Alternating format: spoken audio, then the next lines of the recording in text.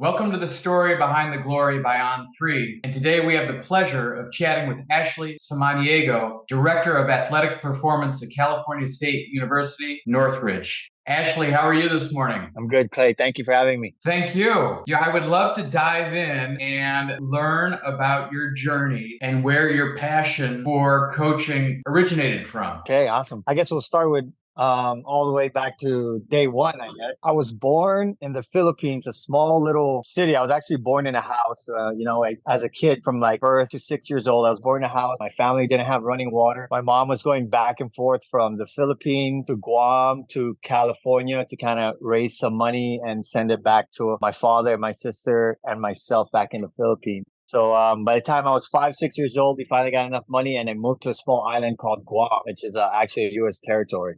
And throughout my teenage years, I would say misdirected, right? I was always active, a lot of energy, and I actually was in juvenile hall multiple times from starting at sixth grade, from sixth grade, eighth grade, freshman year. Even when I was 18, I've been to jail. And I think it was that when I was 18, 19 years old, I finally realized I had to do something with my life. So I actually joined, I kind of call it by accident, joining the Marines. One of my friends told me, hey, can you follow me to a recruiting station? And he went to go see the army. So I said, okay, I'll tag along. So as I went with him and he was meeting with the recruiter, I just walked around the recruiting station and I see these pull-up bars. And then, so I walk right in, start doing pull-ups. Nobody was in the room. As I walk out, a recruiter comes out and the Marine recruiter goes, hey man, you want to take a little test, join the Marines? I was like, okay. I took the test and he said, hey, it looks like you'll make it. Do you want to sign up? And I just signed up, 1 week there, I was swearing my oath to America. And just a couple months after graduating high school, I joined the Marine Corps.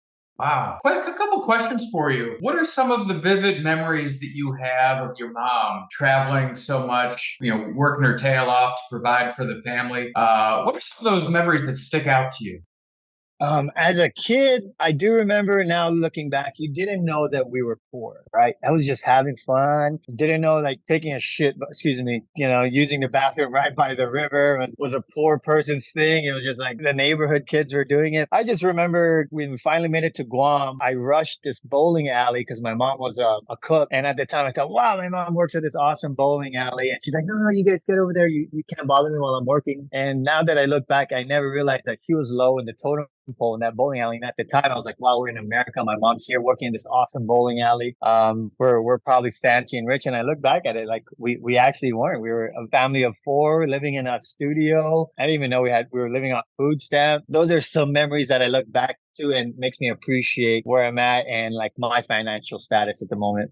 Yeah, no, it's all perspective, right? I mean, you don't really have that appreciation when you're so young. No, for sure. And tell me about your run-ins with Juvie in jail. What were some of the lessons and takeaways that you learned from those experiences? I guess I'll talk about, I actually was in a gang starting at sixth grade, right? And I think the negative part about joining the gang was obviously all the crime and fights and stuff that were involved with that. But I would say the positive things is despite the fact that I was in a gang, all those people that I grew up with in that gang from sixth grade all the way until now that I'm still connected with, a lot of them actually were like, I consider my brothers. Like we became really good friends. We've been through thick and thin. We literally been blood, sweat, and tears together. So some of my memories with that is to make sure you have great friends because even until now, they still support me. Some of them have good positive businesses and they want to invest in opening up my own business, but I'm kind of declining right now because I don't want to venture off that. But so I guess to sum it up is if you meet good people, regardless what's going through, I always say you stick by them and then obviously make your decisions based on just not leaning towards the crime side.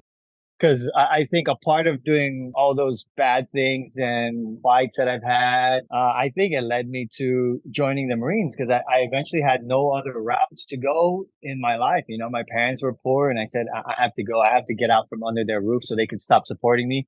I'm joining the Marine Corps and support myself. And maybe one day I could help my parents. And early on, coming because that would have obviously been a very different sort of culture and atmosphere.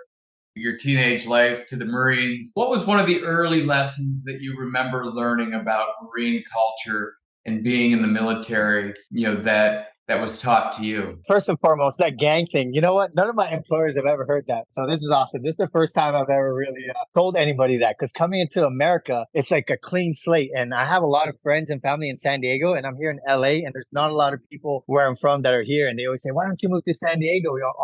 Everybody's there. And I said, I like being in LA. Nobody knows my background. I just live my life and I enjoy where I'm at. Anyway, back to your story about the Marine Corps. When I explained to people what it taught me was joining the Marine Corps, I was like a fish in a little bowl. And then when you join the Marine Corps, it's like they take that bowl and they just dump it in the ocean. And then they kind of teach you how to swim, so to speak. And it's not that they let you drown, they make you drown a little bit, but then they'll pull you back out and then keep guiding you towards a direction. And eventually you learn to swim with the shark. That's kind of how I explain it to people when they ask me, what's my experience like in the Marines? And ultimately, it kind of taught me how to be a man. It taught me how to move. That's the reason why I moved to LA. I was done with my term. Instead of going home, I was like, dude, I have 3-4 grand in my pocket. It's like, I'm moving to LA. I'm going to go be a personal trainer and train the Hollywood superstars. That's kind of literally what I was telling myself, you know? And if I never joined the Marines, I would not have that kind of courage or that tenacity to try to make it in life on my own here in LA. Is there a story that sticks out where you felt like you were thrown to the wolves and drowning, and the leadership pulled you back up, and that became a learning experience for you? Well, I kind of got in trouble in the Marines my first year. I was still young. I still had my very first year, I got into a lot of trouble. So, right, I was this kid from halfway across the world. I was a whole different culture. I was in gang life. And when I grew up, you're 18 years old, you're allowed to drink. And I joined the Marines. I was done with training. I was 19 years old and I was drinking. And unfortunately, I drove and I got into a car accident. I hit a curb. So I kind of got in trouble in the Marine Corps. They busted down my rank and they took my pay. But what was one thing that was terrible about that situation was not necessarily the DUI, but more so everybody thought I was a great Marine. Everybody said, wow, he's a hard worker. He's this and that. All my pros and cons or proficiencies and conduct were all excellent. And then you make that one little mistake, everybody just turned their back on me. I was in North Carolina and it was like, oh, you're all of a sudden I'm the most terrible person in the world. And the person that stuck out to me was one of my sergeants. He said, hey, I know you're a good person. I remember him telling me you're a good person. You're one of our great Marines. That was a terrible mistake. Bounce back from this. And then long story short, I get moved to a different unit and I kind of erased that from my mind and I kind of just excelled from there and I got promoted along the way. And that's kind of what motivated me to do better in the Marine Corps, to be honest. So I kind of started mentoring these younger Lance Corporals and PFCs about not to take certain routes. And tell me how you got your first, strength and conditioning position. How did that come about? Man, I want to say I was at the right place with the right people at the right time. So I think when you emailed me, you mentioned Bob Alejo. Yeah. So I already completed my undergraduate. I had my bachelor's of science. I was private training. I was actually making decent money in the private training side, training small little athletes, soccer moms, just anybody. Right. And I said, let me go apply for my master's and see how that goes. So I go to CSUN and I said, hey, Bob wasn't here yet. I said, hey, we're at the staff at the time. I was like, hey, can I volunteer? And he said, okay. It was his name was David Johansson. He said, okay, why don't you run this team for me? So I run this team. And then after that team, he was like, oh man, hey, you did great. I know you're going to be a graduate student here. We actually have this open spot. You got the job. So I become a student worker while I was getting my master's. And then Bob Alejo comes in down the road and he just started mentoring me up. He's like, oh, hey, Ash, how you doing, man? Come over here and do this. Anything I did, he would mentor me up. Anything from walking the floor, anything from setting up the cone. Let me see your cone. Oh, it's not in a straight line. He'll literally take me step by step how to straighten up these cones. And I was a student worker. I took probably a $20,000 to $30,000 pay cut just to be that student worker, because I was making decent money in the private side. But I said, you know what?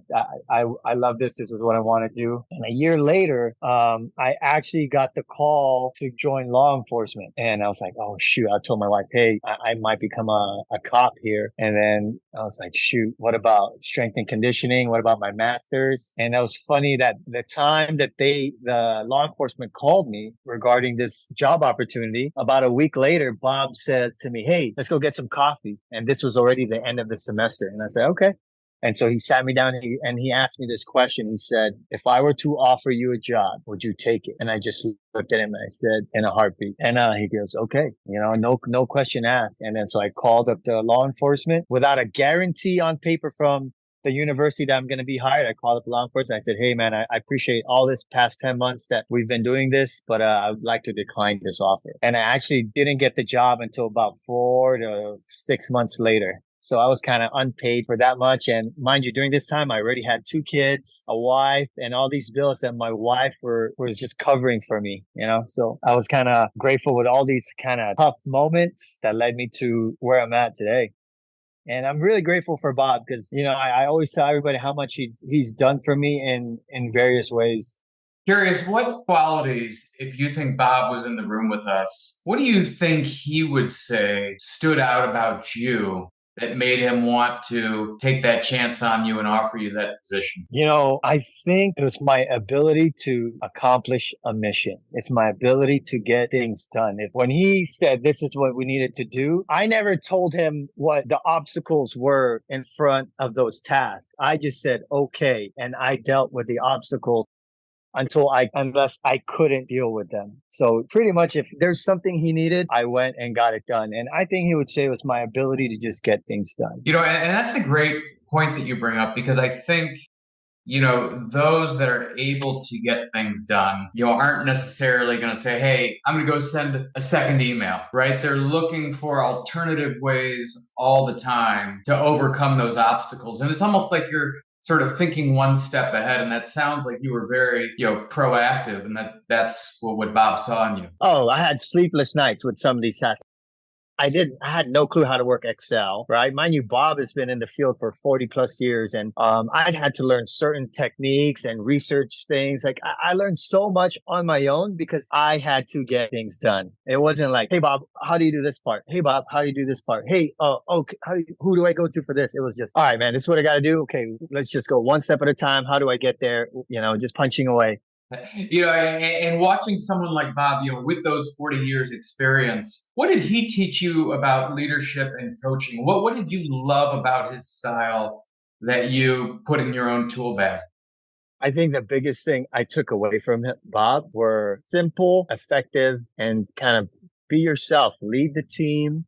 Don't necessarily, we write our programs and we're so stuck on, okay, this is what I got to do next. This is what I got to do. Don't forget that you're coaching the person, right? Make adjustments and learn the person and establish relationships. That's probably the biggest thing I learned from Bob. Learn the person and establish relationships because that program is going to change on paper, right? As you learn the person, you'll get to know who that person is and you get to push them. And also you get to learn about them. Some days they actually have bad days and you realize, wait, this person just can't do this because, wow, he's actually having a bad day. You know, there's something going on with his family. So I think the biggest thing is relationships. What are some of the other key must-haves for you, you know, when pursuing, you know, leadership, creating, you know, the right culture for your teams? I don't know. That's a tough one. I think just being authentic. You know, some of our interns they try to fake it. Like in terms of when they're coaching, they try to fake who they are. I tell them just be authentic, just be who you are and read the room. If they can't hear you, say something, just be yourself. Everybody wants to be this fancy person in terms of programming, right? So I just tell them, just be yourself, man. Just, you don't have to be loud. You don't have to yell, but in some, you have to be heard, right? So just be yourself. And in some ways, are you insinuating also that share what you don't know, right? As an intern, speak up if you don't have the answers, right? Try and you know, fake it along the way. Yeah, or go figure it out. I think figuring out, I learned is a tough skill because we do have like assistants and interns and that like they want to ask you every little thing and you're like, man, it's a simple thing. I could literally just like maybe look at this directory and figure out where that person works. I ask you to go over here. You can literally pull up that directory or you don't know that student athlete's name. How about you pull up the website where their name is located? Or, you know, there's just small little things that I don't know what it is that people can't figure out. Maybe it's the iPad days. I don't know. Right. You want to teach your staff how to fish, right? You don't want to just how to fish. Correct. Exactly. Like teach you how to fish. And sometimes I purposely give them tasks where I don't give a lot of details, but I know that there's things that they'll be able to figure out. Kind of like that directory thing I said. I said, hey, go to our equipment manager and ask him this question. And I'm like, shoot, I don't know who's the equipment manager. And I say, okay, well, go figure it out. And then at the end of, obviously, at the moment, they're like, man, this guy is such a freaking tool. I can't believe he's just telling me, go figure it out, or he's not telling me what to do. And then, but at the end of like the internship, I'll tell him, look, I know there's times times where you probably thought I was a tool or whatnot for not telling you these details, but I want to tell you it's intentional because you have the answers right in front of you, and you just got to go about your business. So, You're empowering the individual, right? right. And I think that's also part of the pursuit, of mastery, right? Which is to have that internal drive to keep going, to always want to get that 1% better. Describe a pursuit that you are still trying to get 1% better at today. What would be at the top of your list? Martial arts, Brazilian Jiu Jitsu. I'm a brown belt in Brazilian Jiu Jitsu right now, and it's something I study a lot. Probably, I would say more than strength and conditioning and sports science. So, in any of my free time, you'll catch me watching Jiu Jitsu videos, kind of learning the craft, and that's just it's just something I'm super passionate about. Martial arts, something I've been doing even before joining the Marines.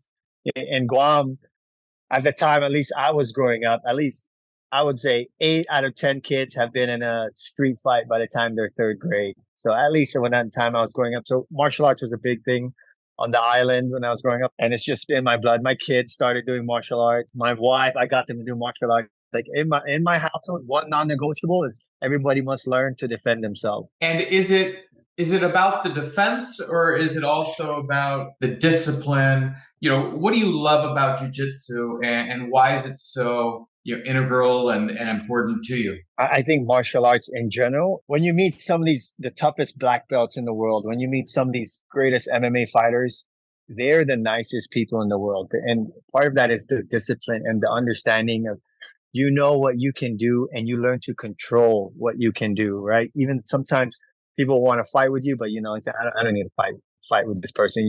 You learn to back away and to evade the problem. And another great portion about jujitsu is the problem solving aspect, right? You'll be so close to getting choked out, but you have to solve that one problem, right? It's just 1 inch. Let me solve this 1 inch and I'll worry about the other movement later. Okay. So it's just 1 inch at a time. So solve each problem step by step. If you try to do too much, too fast at one time, you get choked. So I kind of apply it to my kids in life. Like if you have an issue right now, look, you're having a hard time playing your video game or cleaning up, just go one piece at a time, one piece at a time. And next thing you know, your problem's going to be solved.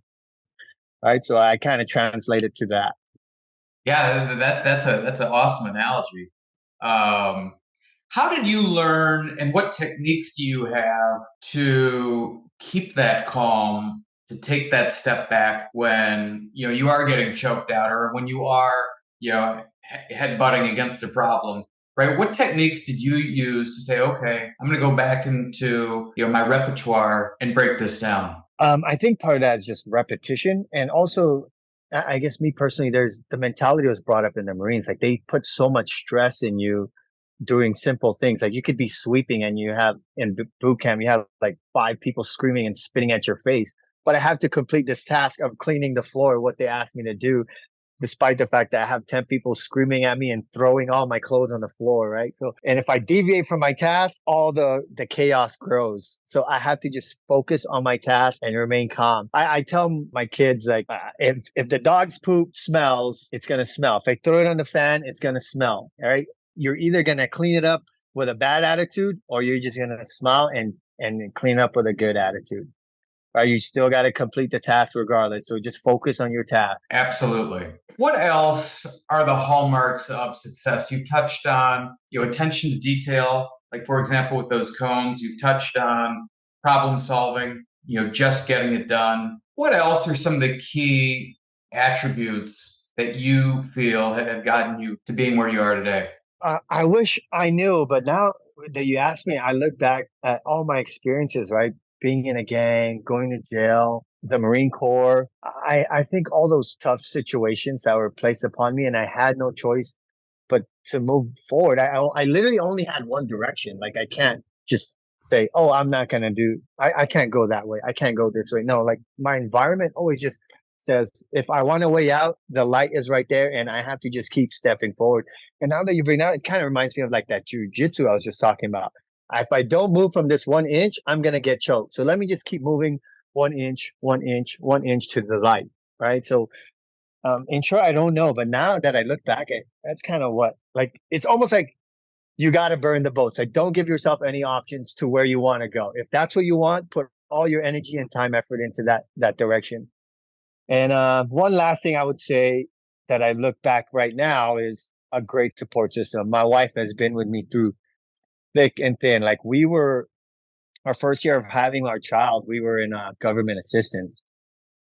And, the first within 2 to 3 weeks of my wife giving birth, she went and applied for a job and got a job. So we were both working with an infant, and we got to a point where we were now actually able to afford decent living. And I kind of give my wife all the props in the world. So Leslie, if you're watching this, I love you. Thank you for everything.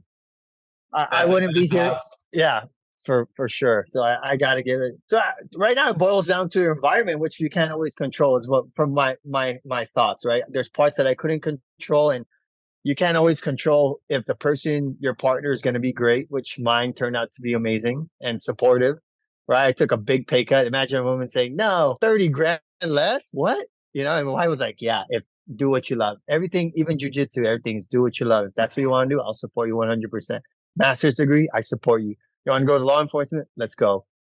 She was always been with me. It's kind of like those people on the side of your ear, or side on your shoulder. There's the good and the bad. She's always the one that's saying, "You got it. Believe in yourself. Go." Oh, that's So, fantastic. That's special to have. Share, focusing now on coaching and your teams. Share with me, one of the challenging moments where you just had to say, we're gonna keep going. I would put that with my first year ever. Right, I had zero experience with the collegiate side of things, and I had to work with the former baseball coach, who's a very well known pitching coach. He was with Team USA, and when I first joined, he would always question me, saying, "Hey, Ash, what are we doing?" Kind of basically didn't trust me. Right, no experience. Who's this young kid? Where's he coming from? And I remember him saying, "How are you going to create buy-in?" We had a massive argument with him and the sports medicine staff and our administration. And a big portion of that was he didn't believe in me. This kid is coming from the private setting. Now it's going to work with Division One athletes, and he's from Team USA. So it was almost like he didn't know me. He just automatically said he didn't want to work with me. And I just want to fast forward 2 weeks later, after I actually got to work with his team, we became really good friends, and he started inviting me. And I think a big portion of that was culture. Culture was a big part. And I said, "Look, I was in the Marines. I know all about culture. I know all about discipline." And I don't think he even cared about my programming. I think the fact that how I was so passionate about leading his men into a better position physically. And I think he saw that, and I think he appreciated that I wanted what he wanted as well. And from after those 2 weeks, he literally just let me do whatever I wanted in the weight room, like no questions asked. Yeah, I never asked him what it was. I never brought it up, but I remember he went from like basically not caring about me, hating me, to, "Hey, you want to come out over and barbecue?" Like just literally 2 to 3 weeks later after working with him and his team. What are some of the techniques that you have to create that buy-in amongst the players on your team?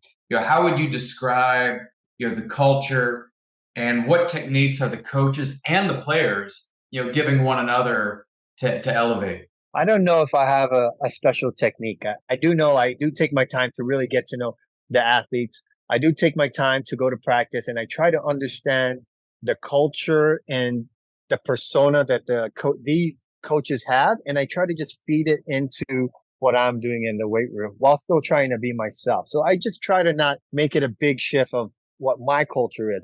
I just want to be a part of what they do and involve myself in being around and letting them know that I'll be there at practice. I'll see you do what you do, and we're all one team. It's not like you come to the weight room, I'm a whole different space now, right? So I don't really know if I do a special technique. So it sounds as though really you're trying to emulate what the coaches are creating on the field and maintain a level of consistency, in the weight room, and yet still put your own stamp, identity, your relationship twist there as well. Yeah, right. Essentially, it just let me see what it is, and I'll mold into you, if that kind of makes sense, right? And then I'll kind of feed on to how you're kind of treating your student athletes. What culture are you bringing? And then I'll bring that along, and I'll share that with the team. Got it. Okay. You've been at your current program for I think 5 years now, right? 18 Yeah, was when you yeah. started. Looking back on 18 to now, what moments of growth are you most proud of? I would say the mistakes, and it's not major mistakes. It's things like organization. Like there would be so much work to do, right? Like what I said with the whole Bob thing, trying to figure things out. I would have so much on my plate because I'm trying to figure so much things out, and I think it's okay sometimes to say I can't do this and ask for help. Right? It kind of goes back. It kind of goes against what I was saying early on and figure things out. But I think there's times where if you got to take care of yourself, if you're like I have two kids. I had two kids at the time, getting my master's, and I was a student worker, paid 20 hours a week, working 50 to 60 hours a week. So I think there was times where I probably didn't take care of myself very well, and I could have did a simple like, it's okay if I go take this time to go hang out with my son or with my wife. It's my kid's birthday. I think taking care of myself and not forgetting my family was probably a big lesson because I have missed a few birthdays, which kind of bums me out. But part of that was really trying to sacrifice everything so I could get to this role. And now that I'm here, I actually do tell my assistants, hey, go take some time off. Why don't you come in a couple hours tomorrow? Is everything all right? How's everything with you? So that's probably one thing that I've learned in the past few years. And what advice, would you give, the assistants, the GAs who are grinding those long hours just like who may be losing, right, their sense of balance, identity, right, because they're all in. What guidance would you offer them? I would definitely say make sure they have a strong support system and to speak up. If you're having a hard time and it's something that you really cannot handle, to speak up, and it's okay to ask for some time off. And if they say no, then maybe it's not the right place for you, or you they could decide that, right? But I think when I look back, this field is very intense in terms of how much labor is taken out of you. So yeah, take some time for yourself, right? If you take care of yourself, you can go back and take care of others. Switching gears here for a second, if you could imagine yourself doing something else in the future, perhaps in the same profession or different, what looks interesting to you? Opening up my own Brazilian Jiu Jitsu academy and a private strength and conditioning facility for middle school and high school. And the reason why I bring up the middle school and high school portion is I would like to start the intervention on physical performance early. We get a lot of young freshmen who are great athletes, but they're not quite great movers, or they have a lot of bad habits that could lead to injury down the road because of poor technicalities that they grew up with. And additionally, I'm just passionate about Brazilian Jiu Jitsu. I kind of want to share the lifestyle, the martial arts, the discipline, everything about Brazilian Jiu Jitsu. I want to share with the world. And just curious, why Brazilian Jiu Jitsu versus other forms of Jiu Jitsu? Is there part of the art that you love more about that style? Yeah, I think I train different forms of martial arts. I've done Muay Thai. I train full on MMA.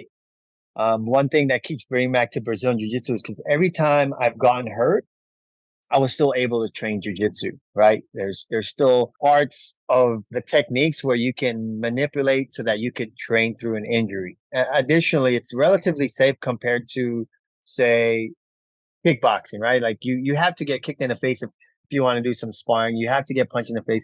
Whereas in Brazilian jiu-jitsu, you eventually learn that the position you're caught in, you're caught. So you can kind of tap early and kind of prevent yourself from getting hurt, right? So it's in my opinion, it's relatively safe to train at any age. Now it's a different story if you want to go compete, but if you want to go train it and be good at it, turn it into an art, it's relatively safe for all ages. I have my 6-year-old doing it. I have my wife doing it. I mean, so that's one thing I love about it. Fitness, fun, self-defense, discipline, the whole package. Yeah, and I want to go back as well to your other point about training, middle school and high school kids. I think in this day and age, we're seeing more and more specialization, right, in terms Yeah. of clubs and training for one sport. What's your perspective on that? And what would be your approach towards teaching those young athletes to maximize the longevity, right, of their potential. Yeah, so my kids also do baseball, Muay Thai, and soccer. And every time I go to their practice, these coaches have them do certain exercises that aren't perfect technique. And one, it's you can't blame them, right? They don't really know. It's not their specialization. They specialize in the sport aspect. Now, so what I would want to do is just fundamental human movements, fundamental squat pattern, fundamental push pattern, fundamental roll pattern, proper elements of a warm up, just basic sequences to instill just a small dose of technique. So therefore, once they get older, the body begins to mature. They themselves can understand instead of keep training with bad technique and increase the wear and tear that they have on their bodies. Right? Probably also tell them, hey, you don't have to compete. They're turning their off seasons into competitive seasons. Like, hey, you just finished that season. Now you're gonna go do a club and then compete again. Like that's so much wear and tear. I mean, you could still practice the skill and perhaps have fun a little bit. Maybe play another sport so their fitness can still be touched on. And you practice the skill so you don't lose the skill for your main sport. I like that. Last two questions I have for you are, if you had to pick one trait that you're most proud of yourself having, what would that be?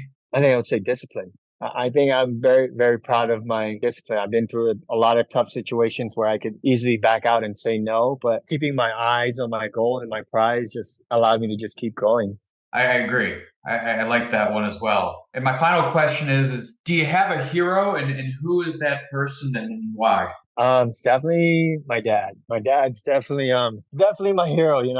He grew up poor. He didn't finish the sixth grade. He had to farm and fish to help feed the family. And he's just a solid blue collar worker. And I went home a couple months ago. His job, he works for a federal company. His job promoted him and he didn't want the promotion because he's a blue collar. He didn't want to do the administrative stuff. But anyway, he was forced to that promotion. And part of that job he needed to do an evaluation of all his employees of who's going to get a pay raise, who's not. So what he did was he didn't know how to do it. He took it home and he told my mom, can you help me with these evaluations? I want every single one of them to get a pay raise. Wow.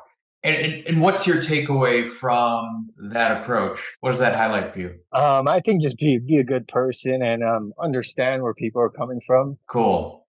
Well, actually, this has been a lot of fun. Bob is part of the OnThree team. He's fantastic. He's a godfather in the industry. Oh man, he's great. I love Bob. Thanks for tuning in to today's episode of The Story Behind the Glory. Stay up to date with OnThree for our latest episodes by following OnThree on social media at OnThree Stories.